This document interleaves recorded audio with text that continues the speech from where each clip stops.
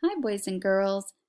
I have the exact same problems like we did yesterday, but this time we're going to use traditional multiplication. So this is the way that maybe your parents have learned it, or maybe they have taught you this way. And this is another strategy you can use to multiply.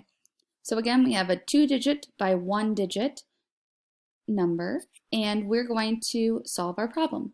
So what we're going to do is we're going to do 4 times 2, and we know that that is 8. And then we're going to do 4 times 1, and that equals 4. Okay, so what we did, just like yesterday, is we took the digit and we multiplied it by the ones place, so that's why the 8 is in the ones place. And then we used the same digit and multiplied it by the number in the tens place, which is why our 4 is in the tens place. So now we have 48. Let's do another problem. Again, it's the same problem that we used last on yesterday. Okay, same problem we used yesterday. 63 times 5, we're going to do the same type of solving. So for this one, we have 5 times 3, and we know that to be 15. But in the number 15, the 5 is in the ones place.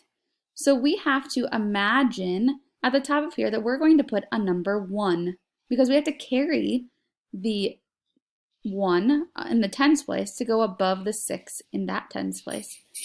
So we're going to multiply again. 5 times 6 is 30, but we also have that 1. So we need to add that on. So 5 times 6 is 30, plus 1 is 31.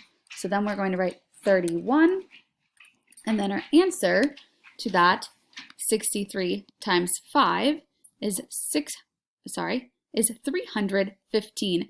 And that's the same answer that we got yesterday with the distributive property.